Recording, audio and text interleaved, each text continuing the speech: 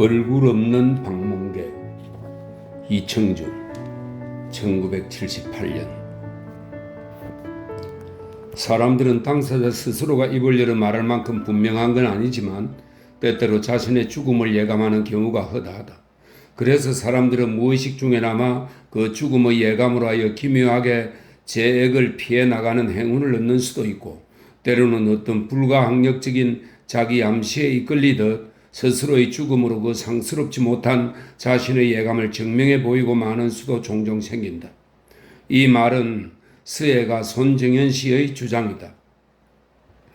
아는 사람은 알겠지만 서예가 손정현 씨는 서예가로서는 이 세상을 두 번째 다시 태어난 사람이었다. 40대 후반까지의 서예가 손정현 씨는 어느 날 갑자기 교통사고를 만나 오른팔을 잃고 글씨 쓰기를 그쳤으나 그로부터 3년 후 그는 왼손잡이 서예가로 이 세상을 다시 한번 태어났던 사람이다. 그 손정현 씨의 왼손 글씨가 옛날의 손정현보다도 더욱 달관적이고 힘차다는 게 세인의 중평이었다. 불의의 교통사고와 그 횡액을 눌러 이기고 세상을 다시 태어나게 되기까지의 충격과 자기 인고의 과정에서 얻어진 삶의 깊은 성찰력 때문이었는지 모른다. 하지만 그 이전부터 그에게 있어온 서예가 특유의 어떤 달관적인 사유가 그런 관심을 낳게 했는지도 모른다. 어쨌거나 그 죽음에 대한 손정현 씨의 관심은 예사 사람의 그것이 아니었다. 그리고 또 혹시는 그런 기이한 관심이 그의 오랜 수석 채집 여행벽과도 무관하지가 않을지 모른다. 손정현 씨는 오른쪽 팔을 잃게 된 교통사고를 만나기 전서부터도 글씨 쓰는 일 못지않게 수석 채집에 심취해 왔었고, 수석에 대한 그의 그런 경사와 식견 또한 보통 애호가의 경지를 훨씬 넘어서고 있었으니까. 그러니 사실은 이 세 가지 사정 모두가 죽음에 대한 그의 특별한 관심과 유관할 수도 있었다. 글씨와 돌은 하나라네. 사람의 생명이나 우주의 이치가 거기 함께 깃들어 있거든. 전부터 그가 가끔 그렇게 말해왔듯 그의 서예와 수석 채집벽은 한 곳에 근원이 닿아 있는 것이었고, 그 끔찍스러운 교통사고 또한 그의 탐석 여행 중에서 당한 일이었으니 말이다. 그리고 사고를 당한 이후에도 그는 성한 두 다리에 의지하여 여전히 수석 채집 여행을 계속해 다녔고, 그런 가운데 그 왼손잡이 서예가로서 두 번째로 세상을 다시 태어난 것이었다. 다만 그 죽음에 대한 그의 관심이 노골적인 모습을 드러내 보이기 시작한 것이 그 사고를 당한 이후부터의 일이었을 뿐이었다. 사고를 당하고 난 후, 그리고 왼손잡이 서예가로서 세상을 다시 태어나고 난 다음부터 그는 참으로 기이할 정도로 사람들의 죽음과 그 죽음의 예감에 대해 깊은 집착을 보이고 있었다. 본인이 그것을 알거나 모르거나 사람들은 어떤 식으로든지 그 자신의 죽음을 대개는 사전에 예감하게 된다는 것이었다. 그리고 그 예감 때문에 사람들은 그의 자기 자신도 설명할 수 없는 기이한 방법으로 자신의 죽음을 피해내기도 하고, 때로는 그저 불가항력적으로 그 불행스러운 예감에 조용히 순응해 가버리는 수도 있다는 것이다. 그가 열거한 사례들에 따르면 그의 그런 주장이 전혀 허황스러운 것은 아니었다. 그가 믿음을 가지고 주위에 소개한 사례들로는 이런 것들이 있었다. 그가 아는 친구 가운데에 20년 가까이나 정력적으로 자기 식료품 회사를 경영해온 50대의 사업가가 한 사람 있었다. 그리고 그 사업가 친구 곁에는 그가 일을 시작할 때부터 20년 동안 줄곧 사무실 비서 일을 맡아온 그의 종질한 사람이 붙어 지냈다. 남 같으면 안팎으로 뜻이 잘 통할 부러운 숙질간이었다. 하지만 두 사람 사이는 전혀 경우가 달랐다. 숙부는 그의 조카를 사무실 비서 이외의 인척관계로 대해온 일이 한 번도 없었다. 회사 일에 대한 넘치는 정력 때문이기도 했겠지만 그 20년 동안 조카의 집안일이나 개인사에 관심을 주어본 일이 거의 없었다. 비서는 그저 비서일 뿐이었다. 공용 업무 이외의 일에선 유례없이 엄격하고 소원스러운 사장과 비서 사이였다. 20년 동안 계속되어 온 비서 조카의 아침 인사에 대해서마저 사장 숙부는 어느 때 한번 제대로 답례를 보내준 일이 없었다. 아침 인사를 하는 사람에게 시선을 바로 돌려본다거나 간단한 고갯짓 한번 보내온 일이 없었다. 항상 바쁘고 냉엄한 얼굴로 앞사람의 인사를 알아보는 둥 마는 둥 무심스럽게 지나쳐갈 뿐이었다. 비서 조카 역시 그런 사장 숙부의 몰인정한 성미를 원망하려 하지 않았다. 20년 가까이나 벌어들여온 일이었다. 조카 비서는 차라리 그가 그 사장 숙부의 조카라는 사실조차 잊고 지내온 지가 까마득히 오래였다. 그러던 어느 날 아침 그 사장 숙부의 태도에 돌연스런 변화가 일어났다. 지금 나오십니까? 버릇처럼 무심히 머리를 숙여 보인 비서 조카의 아침 인사에 숙부 사장은 이날 아침도 여느 때처럼 그저 무심히 비서실을 지나쳐 가는가 싶더니 갑자기 무슨 생각이 머리를 스쳐 떠오르게라도 한 듯 발길을 멈추며 뜻밖의 반응을 보내오는 것이었다. 오, 그래. 잘 자고 나왔느냐? 조카 비서의 아침 인사에 숙부 사장이 그런 답례를 보내온 것은 실로 입사 이래 처음 보는 일이었다. 그것도 그저 사장과 비서 간의 의례적인 아침 인사가 아니라 손아래 인척을 대하는 집안 어른의 너그러운 의조였다. 뿐만이 아니었다. 답례를 하고 난 사장은 그 20년 만의 긴 잠에서라도 깨어난 듯 그리고 모처럼 거기 조카 아이가 자기 앞에 서 있는 것을 알아보기라도 한 듯 이상스럽게 긴 시간을 머물러 서서 이것저것 사사로운 이야기들을 물어오는 것이었다. 요즘 지내는 집안 형편은 어떻느냐? 아이들은 모두 건강하게 자라고 있느냐? 조카는 참으로 감격할 지경이었다. 감격스러운 마음에 입이 오히려 굳어질 지경이었다. 하지만 그 숙부 사장이 이야기를 끝내고 사장실로 천천히 사라져 들어갔을 때 조카 비서는 비로소 이상한 느낌이 들어오기 시작했다. 뜻하지 않은 숙부의 변화가 아무래도 예산일로 믿겨지지 않았다. 도대체 곡절을 짐작할 수 없었다. 오히려 그런 갑작스러운 변화가 심상치 않게만 느껴지고 있었다. 조카는 하루 종일 그 일이 마음속에 걸렸다. 물론 곡절은 알아낼 수가 없었다. 하지만 끝내 곡절이 밝혀졌다. 조카 비서가 곡절을 알아차린 것은 이날 저녁 해걸음께의 일이었다. 숙부 사장은 이날 저녁 퇴근 시각을 앞두고 그의 사무실 책상 앞에 앉은 채 아무도 모르게 심장이 멎어버린 것이었다. 죽음의 그림자가 무의식 중에 예감된 경우였다. 그러나 예감이 너무도 분명치 못했기 때문에 자신의 운명을 비켜내지 못한 경우였다. 그러나 그 자신의 죽음과 죽음의 예감을 스스로 은밀히 증거해 보인 경우였다.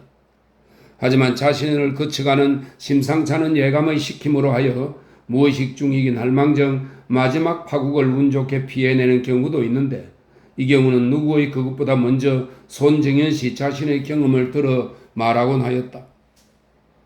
그것은 언젠가 수석 탐사 여행 중에 바로 그 자신의 오른팔을 잃게 한 교통사고를 만난 이야기인데 그때의 일을 그는 이렇게 말했다.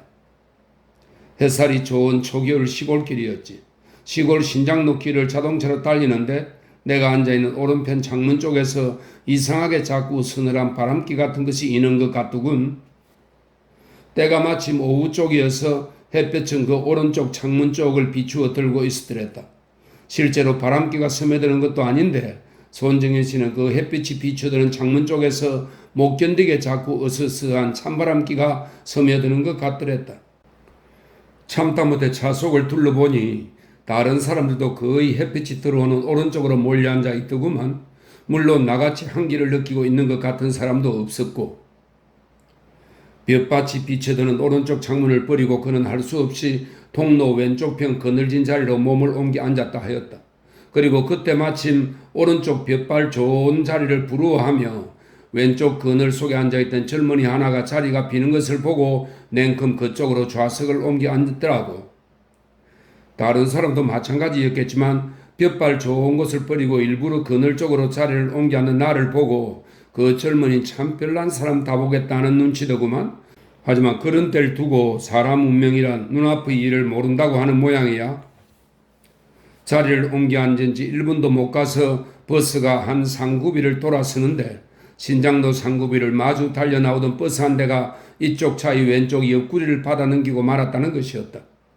왼쪽 옆구리를 받친 이쪽 버스는 오른쪽 길가로 간신히 전복만을 면한 채 차속까지 뚫고 들어온 가로수에 얹혀 멎어 섰는데 사고의 결과를 추리고 보니 그게 참으로 희한스러웠다는 것. 손님들 가운데 충돌 사고로 피해를 입은 사람은 공교롭게도 하필 손정현 씨를 포함하여 충돌 직전에 자리를 바꿔 앉은 두 사람뿐이었는데, 한 사람은 물론 팔 하나를 잃고 만 손정현 씨 쪽이고, 다른 한 사람은 차속까지 뚫고 들어온 가로수 줄기에 머리를 얻어맞고 적사해버린 그 젊은이였다는 것이다. 송두리째 운명을 바꿀 수는 없었던지 끝내 팔 하나를 잃기는 했지만, 방금 전에 자리를 바꿔 앉았던 두 사람이 한 사람은 죽고 한 사람은 팔 하나를 잃는 정도로 목숨을 부지하고 보니, 그것은 분명 자리를 바꾸어 앉듯 운명을 서로 맞바꾸어 앉았음이 분명하다고.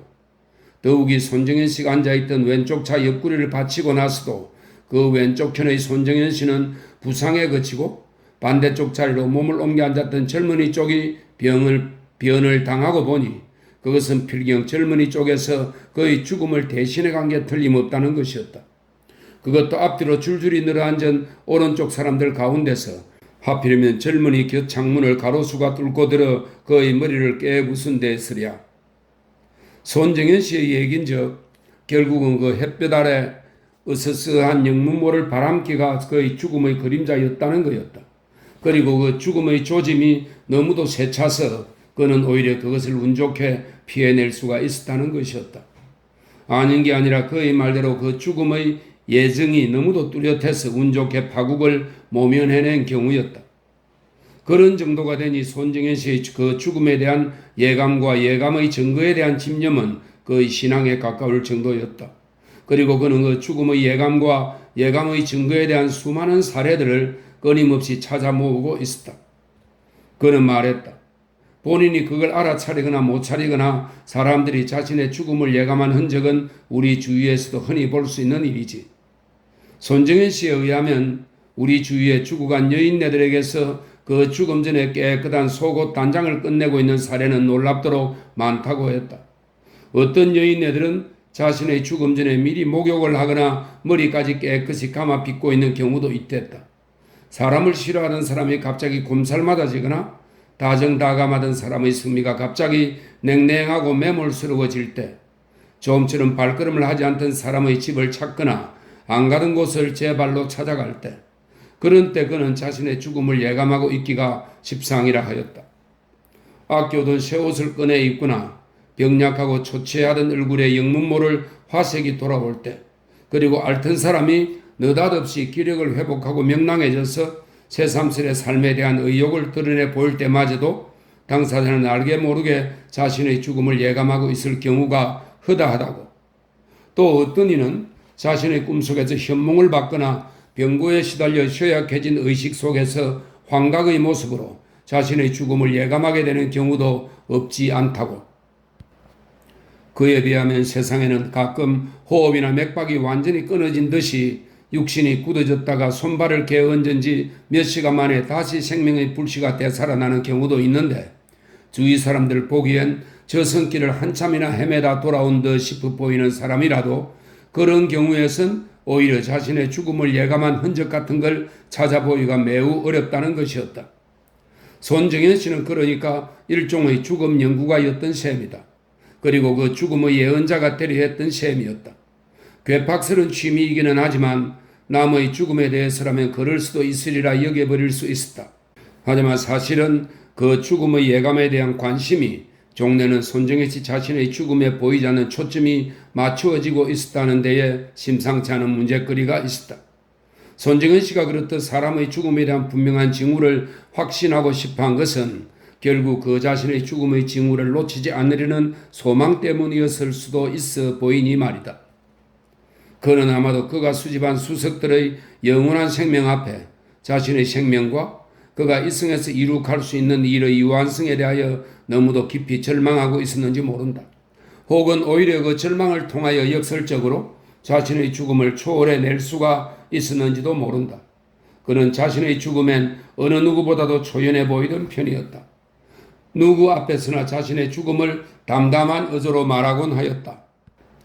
그 대신 그는 자신의 죽음을 누구보다도 분명히 예감하고 싶어 했다.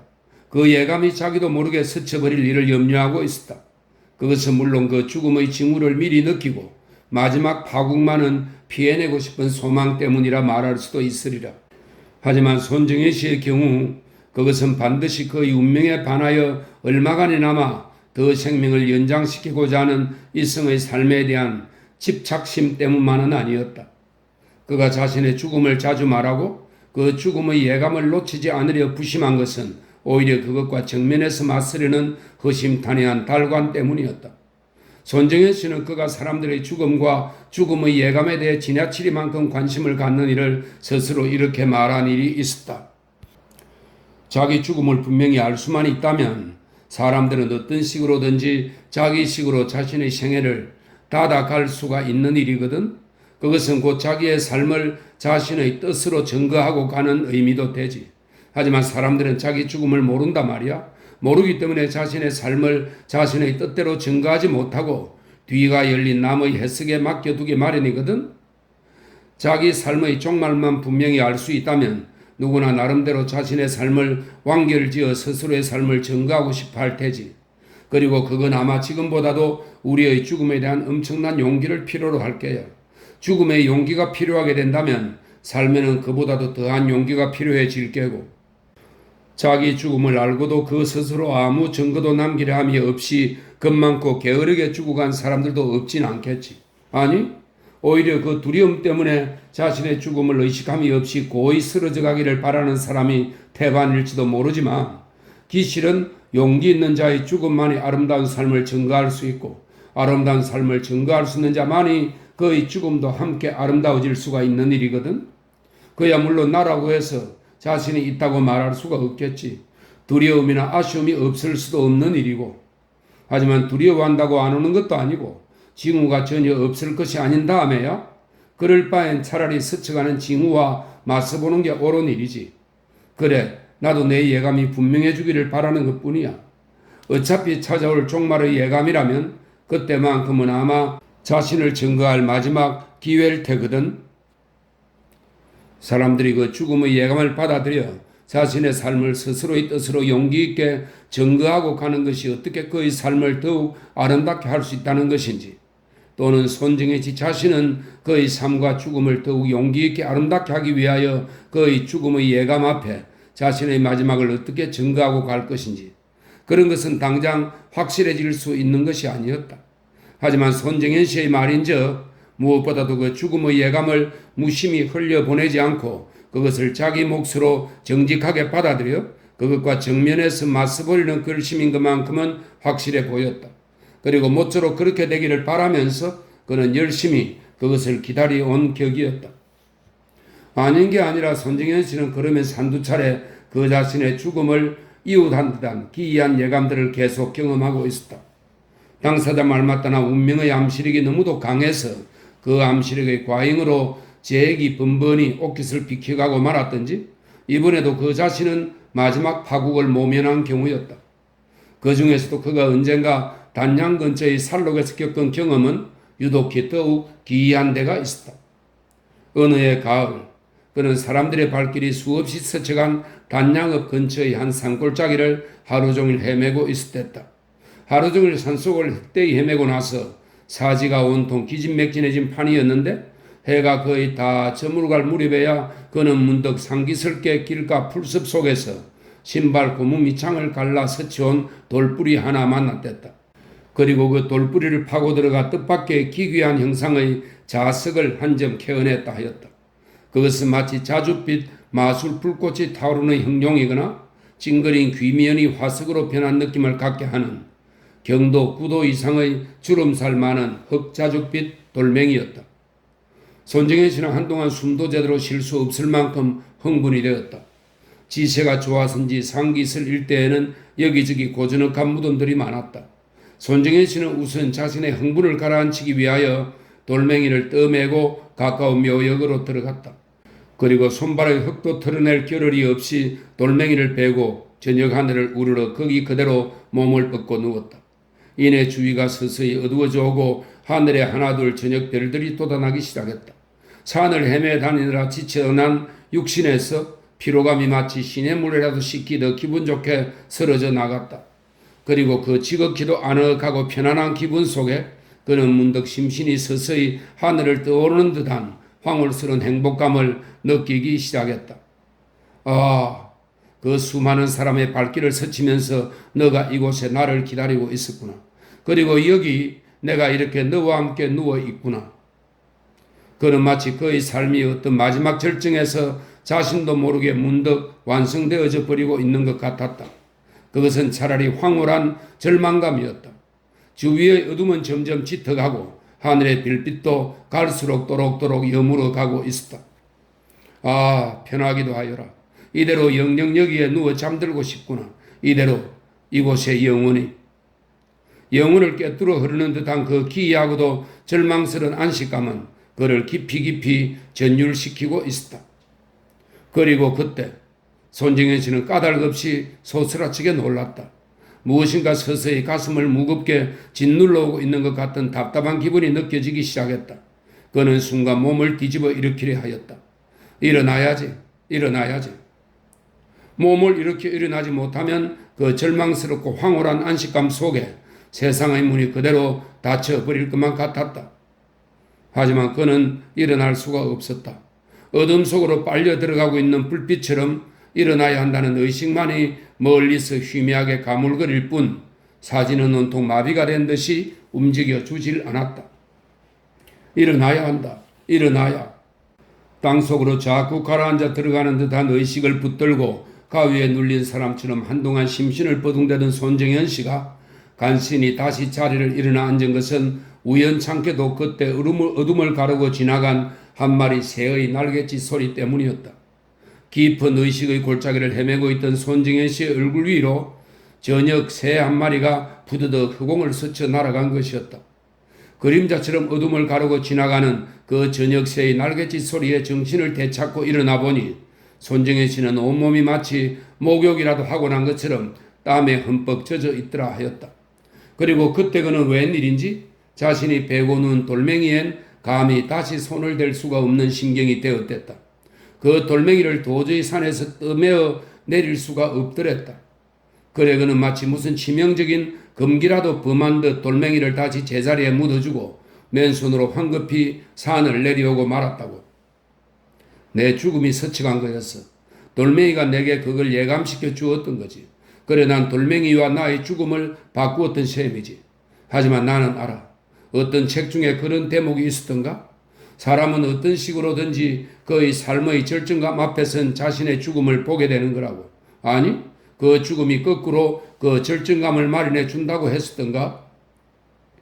손정현 씨는 그것을 또 하나의 죽음의 예감에 대한 경험이라 하였다. 그리고 그는 그 죽음의 징조를 예감시켜준 돌멩이를 제자리에 되돌려 놓음으로써 자신의 운명을 적절히 모면에 나올 수 있었던 듯이 말했다. 누구도 사실을 증명받을 수는 없는 이야기였다. 하지만 이 이야기는 손정현 씨의 주장을 쉽사리 웃어넘겨 버릴 수 없는 좀 더 기이한 후일담을 남기고 있었다. 혹 읽은 사람이 있을지도 모르지만 앞서 이야기는 언젠가 소설가 피시너가 황홀한 죽음이라는 제목의 단편으로 작품화하여 발표한 일이 있는 바의 바로 같은 이야기니까. 그런데 피씨가 손정현 씨로부터 그 이야기를 얻어내어 소설을 쓰게 된 데서부터 이미 심상치 않은 내력이 있었다. 소설가 피씨는 이전부터도 서로 가끔 얼굴을 대한 일이 있는 손정현 씨의 동년배 지면간이었다. 하루는 그 피씨가 우연찮게 손정현 씨를 만났다가 예의 죽음의 예감에 관한 그의 설교를 듣게 되었다. 한데 그 피씨 역시 뜻밖에도 손정현 씨와 비슷한 경험을 가진 사람이었다. 그도 한편의 소설을 쓰고 날 때마다 기이하게도 그 소설 속의 이야기와 비슷한 사건, 비슷한 상황이 주위에 나타나 고민이라는 것이었다. 그래 그는 두려움 때문에 도대체 글을 쓸 수가 없다는 것이었다. 그러면서 손정현 씨가 자신의 죽음에 관한 예감의 경험을 말했을 때 그는 그것을 전적으로 공감했다. 그리고 이번엔 그 자신이 경험한 기이한 죽음의 예감 한 가지를 조심스럽게 털어놓고 나서 이렇게 제안을 해왔다. 이건 분명한 죽음 길의 풍색입니다. 그만큼 난 이 이야기를 소설로 써보고 싶고요. 하지만 난 쓸 수가 없어요. 소설로 쓴 이야기가 바로 내 일이 되어버릴까 두려움 때문이지요. 한데 이야기를 서로 바꾸면 어떨까요? 난 어차피 손 선생 이야기에서도 같은 감동을 받고 있으니까요.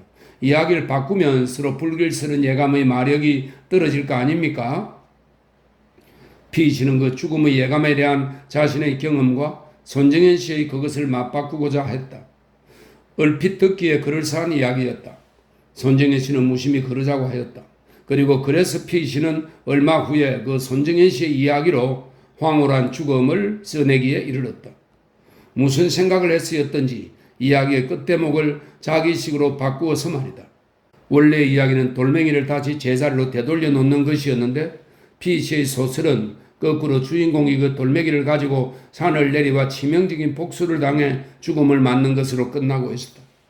그런데 그 이야기의 끝을 피 씨 마음대로 바꾸었던 때문인가? 피 씨는 그 황홀한 죽음을 발표하고 난 뒤 며칠이 못되어 공교롭게 그만 횡사를 당해 죽고 만 것이었다. 그것도 그저 예사로운 죽음이 아니었다. 피 씨는 그날 동해안 근처로 취재 여행을 가던 길이었는데 그가 타고 있던 춘천행 버스가 완행열차와 건널목 충돌 사고를 일으킨 것이었다. 사상자는 물론 버스 쪽 승객들 뿐이었고 기차는 별로 피해가 없었다. 그런데 피 씨의 가족이 나중에 밝힌 일이지만 피 씨는 그날 아침 서울을 떠날 때 분명히 그 버스가 아닌 기차를 타고 떠났다는 거였다. 피 씨의 아내가 외출길에 청량리역으로 들어가는 피 씨를 배웅까지 해보내고 돌아섰다는 것이었다. 시간을 맞춰보니 사고 열차는 피 씨가 타고 떠났어야 할 열차임이 분명했다. 그 피 씨가 어떻게 다시 버스를 바꾸어 탔다가 변을 당했는지 아무도 사연을 알 수가 없었다.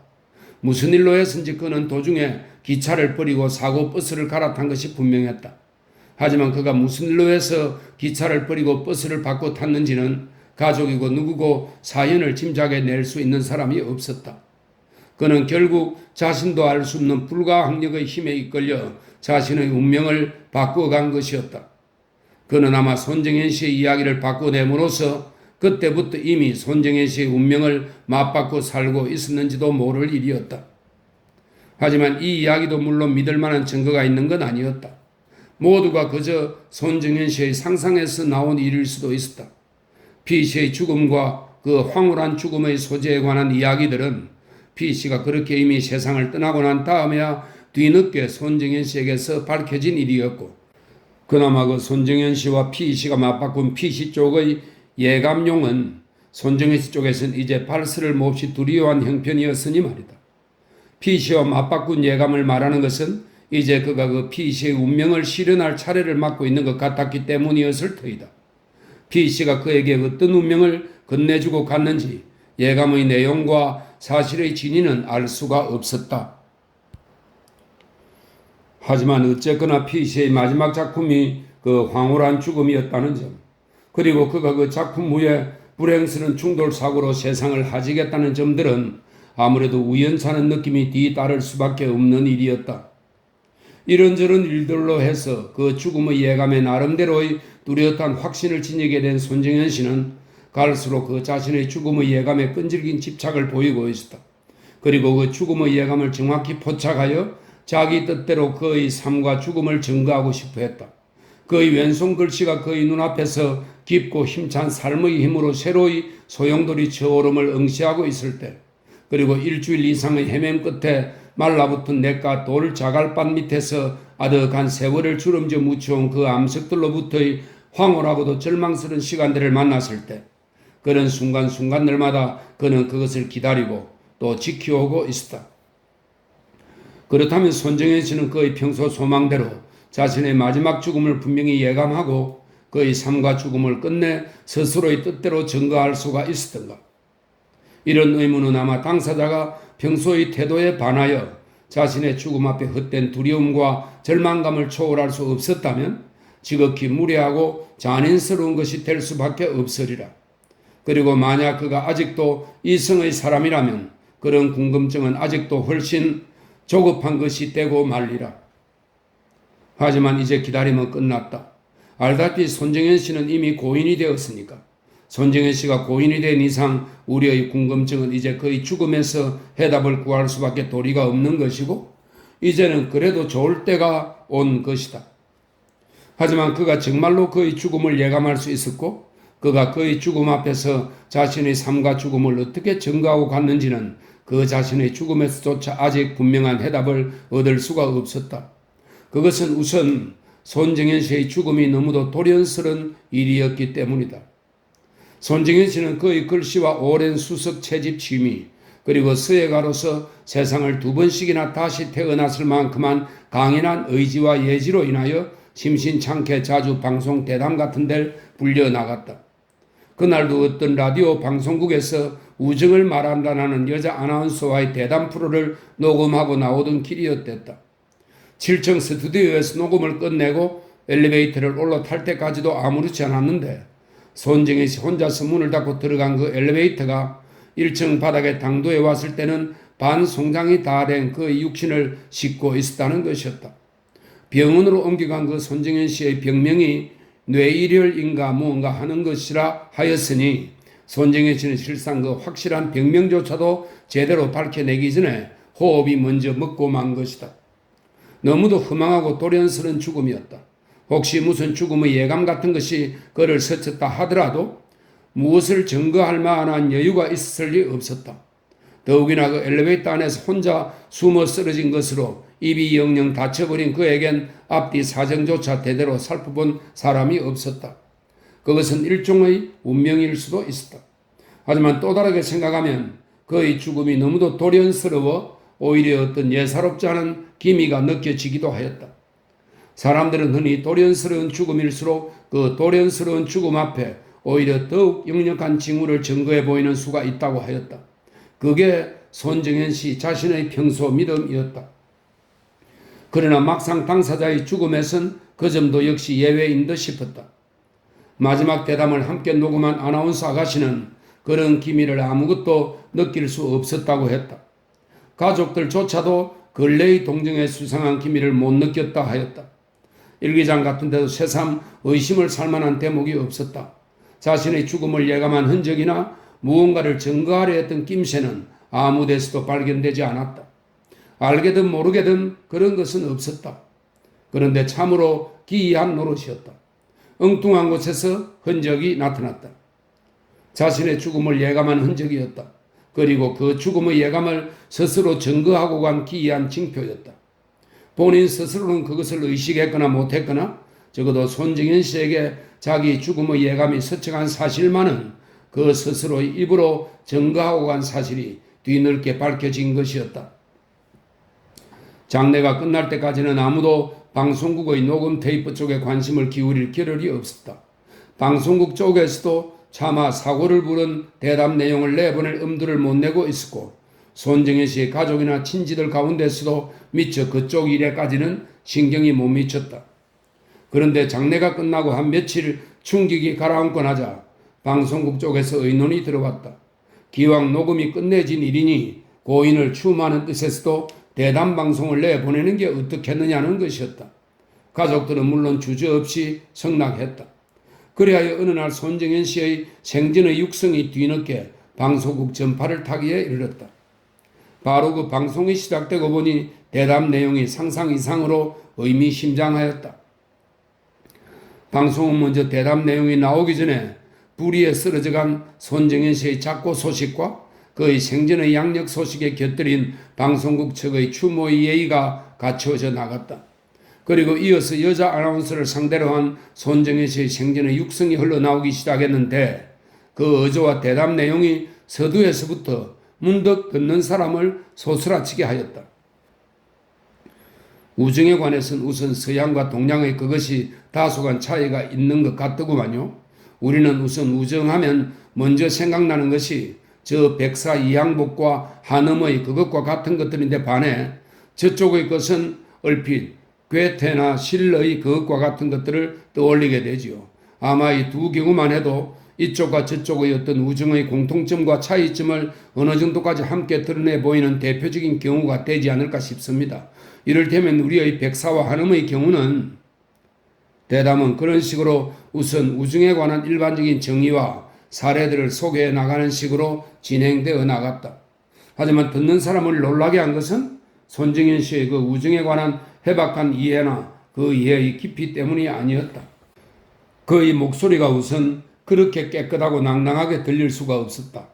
녹음 목소리는 흔히 육성과는 다소 거리가 지게 마련이지만 손정현 씨의 그것은 전혀 사람까지 달라져 버린 것처럼 속기가 말끔히 가시해져 있었다.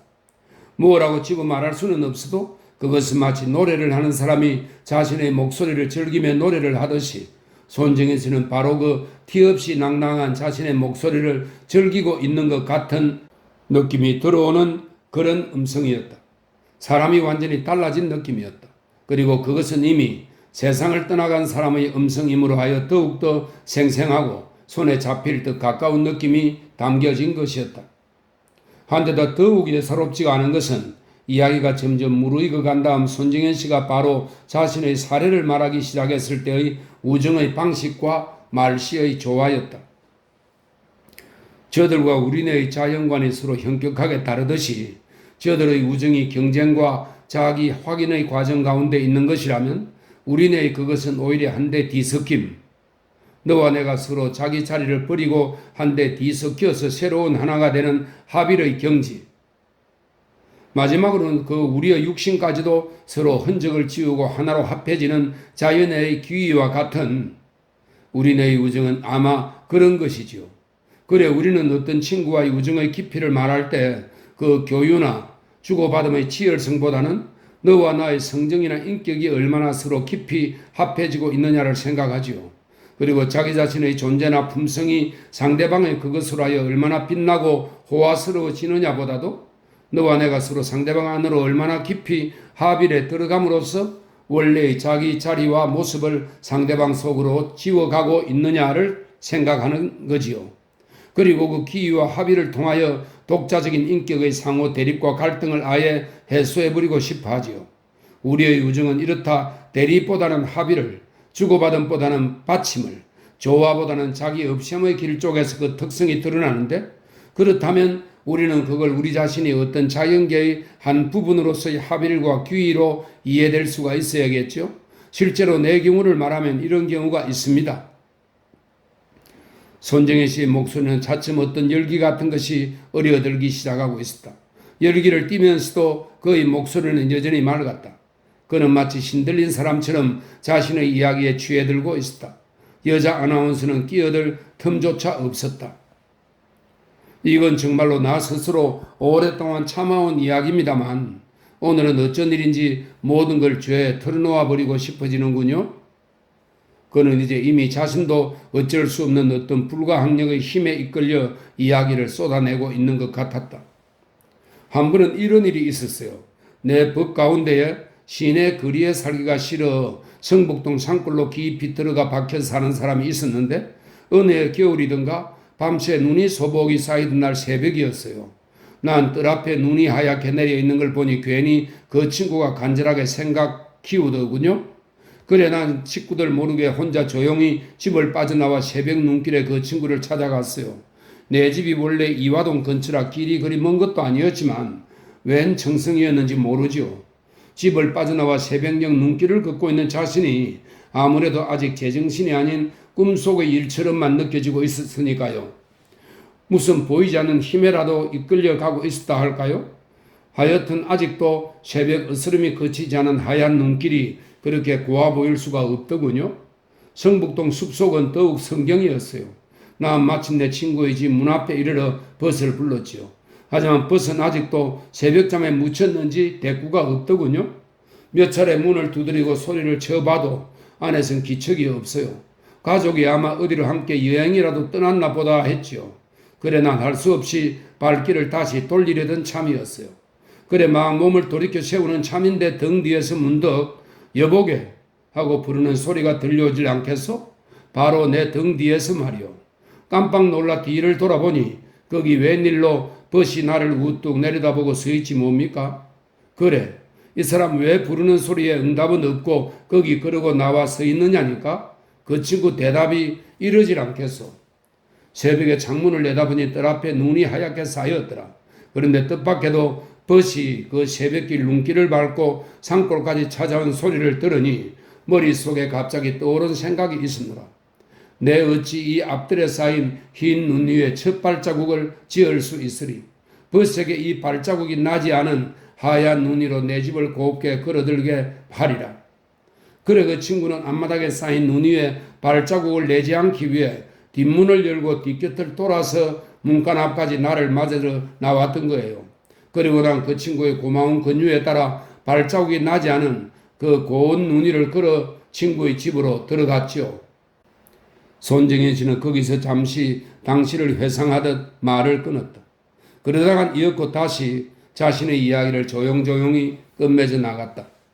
글쎄, 그때 내가 자신도 모르는 어떤 힘에 이끌려 새벽 눈길로 벗을 찾아간 것, 그리고 그 친구가 벗이 찾아온 소리를 듣고 자기 집 마당의 깨끗한 눈 위를 벗에게 먼저 밟고 들게 한 것, 그건 모두가 자신의 자리를 지워버린 다음의 망각 속의 일들이지요. 하지만 그 자신의 망각 속에서 우리는 비로소 서로가 서로를 만나 하나가 될 수 있었던 거죠. 그게 우리네 우정인 겁니다. 그리고 그 서로가 서로에게로 뒤섞임 속에서 우리는 서로가 자신의 자리를 지우고 보다 크고 새로운 하나의 공동인격체로 다시 탄생해 나가는 우정의 완성을 보게 되는 거고요. 그게 진짜 우정의 멋이죠. 그리고 그 우정의 완성은 곧 우리네 삶의 완성이기도 하고요. 손정현 씨 이야기는 거기서 끝났다. 하지만 아직도 살아있는 사람의 그것처럼 역력하게 가까운 그 손정현 씨의 방송 목소리를 들은 사람들은, 그리고 그가 생전에 얼마나 그 죽음의 예감에 부심하고 있었던가를 알고 있는 사람들은 비로소 그의 그 생생한 목소리 속에서 그 예감의 역력한 증거를 누구나 감지해낼 수가 있었다. 그것은 물론 그 사람이 달라진 듯이 맑고 화창한 목소리 때문만은 아니었다. 알 수 없는 힘에 이끌리고 있는 듯한 그 열띤 어조의 분위기 때문만도 아니었다. 새벽 눈길과 친구의 영접에 그 죽음길의 풍색이 너무도 완연했다. 사실은 어쨌든 상관이 없었다. 그가 그날의 일을 말하는 방식, 그리고 그의 심중에 간직된 그날의 풍정에서 누구나 그것을 느낄 수 있었다. 더욱이나 그가 그것을 그토록 오래 참아오고 있었으면 그 자신 그것을 그렇게 느꼈음이 분명한 것이었다. 그가 어째서 하필 그때 그것을 말했는지는 누구도 알 수 없었다. 하지만 그가 어떤 알 수 없는 힘에 이끌리듯 그때 그것을 말하게 된 사실 역시 그가 그것을 의식했든 못했든 죽음의 예감에 몰리고 있는 자신을 스스로 증거하고만 셈이 된 게 아닌가. 더욱이나 그는 그 우정의 완성을 전반적인 삶의 완성이라고까지 졸지에 비약해버리지 않았던가. 손정현 씨는 아마도 그 우정의 완성과 삶의 완성을 말하고 있을 때 그 자신의 삶이 마지막 절정으로 치솟아 오르는 황홀한 완성감을 맛보고 있었으리라. 그리고 그 죽음의 예감을 만나고 있었으리라. 예감이 그에게 그런 이야기를 하게끔 이끌었을 수도 있었고, 거꾸로 그 이야기가 그에게 무서운 암시력으로 죽음을 부르게 했을 수도 있었다. 하지만 그 의식이 그렇게 뚜렷했든 못했든 그 손정현 씨가 어떤 식으로든지 자신의 죽음을 미리 예감하고 있었던 것은 어쨌든 분명한 사실일 수밖에 없는 일이었다. 손정현 씨마저 끝내 그의 소망대로 자기 죽음의 예감을 분명히 알아차리지 못하고 그의 마지막을 자신의 뜻대로 증거해 보이지 못하고 간 것은 각별히 아쉽고 섭섭한 일이다. 아니, 그는 아마 그 엘리베이터 속에서 쓰러지기 직전에 그것을 알아차리고 있었을 수도 있었다. 하지만 비록 그때 그것을 알아차렸다 하더라도 그는 이미 아무것도 자신을 증거할 여유가 없었을 터이며 그 엘리베이터 속에 마지막을 혼자 갇혀버린 처지 또한 그것이 가능할 수도 없었던 것이다. 하고 보니 그도 결국은 그 자기 죽음의 예감만은 끝끝내 분명히 알아차리질 못하고 만 것이 되는 셈이다. 그렇게밖에는 달리 이해될 수가 없는 노릇이다. 그의 뜻대로 자신을 증거하고 간 흔적이 없으니까. 다만 한 가지, 그에게도 죽음의 예감이 다른 사람에게서처럼 그를 스쳐간 흔적만이 역력할 뿐. 그러나 그것은 차라리 그의 운명일 수도 있었다. 그리고 그게 오히려 우리를 위해서도 다행일는지 모른다. 죽음이란 원래가 그런 것일 수밖에 없는 것이니까. 손정현 씨가 아무리 자기 죽음의 예감을 놓치고 싶지 않았다 하더라도 그것을 끝내 용납받을 수 없었던 것이 사람의 죽음인 것이니까. 그리고 그것이 또한 사람의 죽음이어야 하니까 말이다. 글쎄, 우리들에게 그 자기 죽음의 예감이라는 것이 누구에게나 분명해진다면 우리는 참으로 얼마나 많은 용기가 필요해질 것인가. 그리고 그때 사람들은 자신의 마지막을 어떻게 증거하고 싶어들 할 것인가. 손정현 씨에게서 그것을 증명받는 대신 우리는 그 손정현 씨의 경우를 포함한 우리 모두의 죽음에 대하여 그런 용기와 자기 증거의 방법을 상상해 보는 정도가 오히려 정신건강에 이로운 게 아닐까. 어차피 자기 죽음의 예감이라는 게 그토록 불확실할 수밖에 없는 것이라면 그 죽음에 저음한 자기 용기와 증거의 소망 역시도 우리의 죽음 자체가 아니라 그러한 죽음을 현세의 삶의 한 방법으로 편입해 드림으로써 그것을 더욱 힘차고 정직하고 소중스러운 것으로 살아나갈 수도 있었으니 말이다. 그리고 그런 의미에서 손정현 씨의 부단한 소망은 그의 고결하고 깨끗한 삶으로 그가 그 마지막 순간에 자기 죽음의 예감을 알아차리게 되는 것 이상으로 훨씬 더 소중하고 풍족스러운 증거들을 남기고 간 것이 아닌가도 생각된다. 어떻게 보면 우리의 삶이란 어느 특정한 순간에서가 아니라 언제나 끊임없이 자신의 죽음 앞에 서 있는 것이며 손정현 씨의 경우란 오히려 그 생애를 통한 죽음의 예감 앞에 끊임없이 자신을 증거하고 완성해 간 것이 되겠기에 말이다. 그리고 그 죽음의 예감이란 우리가 아무리 부인한다 해도 언젠가는 결국 피할 수 없는 힘으로 우리에게 다가오고 말 운명이라는 것을 우리의 손정현 씨가 그 자신의 경우로 분명한 증거를 보여주었다고 하겠기에 말이다. 다만 한 가지 이상스러운 일은 그 죽음의 예감이라는 것이 아마 손정현 씨의 경우엔 누구에게서보다 더욱 뚜렷한 징후를 드러내 보이고 있었던 점이라고나 말할 수 있을까? 왜냐하면 그것은 좀 더 뒷날에 알려진 사실이지만 손정현 씨가 자기 죽음의 예감을 증거한 그 새벽의 눈길과 친구의 이야기는 실상 그 자신의 이야기가 아니었기에 말이다. 방송이 나간 지 한참 후에 손정현 씨가 새벽 눈길을 찾아갔더라는 그 친구라는 사람이 나타나는데 그에 의하면 어느 겨울날 아침 그가 그 눈길을 찾아온 친구를 그런 식으로 맞은 일이 있는 건 사실이지만 그날 아침 그렇게 그를 찾아온 친구는 손정현 씨가 아닌 다른 사람이었다는 거였다. 그리고 그날 그를 찾아온 친구가 손정현 씨 아닌 소설가 피 씨였다는 사실이 밝혀졌을 때 손정현 씨에게서는 그 죽음의 예감이라는 것이 좀 더 분명한 것이 되어질 수밖에 없었다. 도대체 손 선생이 어떻게 그 일을 알았는지 모르겠어요. 그리고 그분이 무엇 때문에 그런 일을 자기 이야기라고 말하고 있었는지 난 도대체 짐작이 안 가는군요. 그 역시 손정현 씨는 생전에 몇 번 본 일이 있었지만 그와 자기 사이에 그런 일이란 있을 수가 없었다는 것이었다. 하지만 사정은 그걸로 더욱 명백해지고 있었다. 손정현 씨는 소설가 피 씨와 이야기를 바꾼 것이었다. 손정현 씨가 소설가 피 씨와 맞바꾼 이야기가 바로 그것이었다. 그리고 손정현 씨는 마침내 그 이야기와 함께 이야기 속에 담긴 피 씨의 운명까지도 바꾸어 살고 간 것이었다. 방송 대담 중에 손정현 씨의 집이 이화동에 있었다는 사실. 그러나 그 이화동엔 그때 손정현 씨가 아닌 피 씨의 집이 있었다는 사실들로 미루어 그날의 손정현 씨는 무슨 이유에선가 피 씨의 이야기를 자신의 것으로 대신하고 있었음이 더없이 분명했다. 그리고 그 피 씨의 이야기를 자신의 것으로 말해버림으로써 그의 오랜 말 속에 잠들었던 운명의 암시력이 그에게로 살아 옮겨진 것이었다.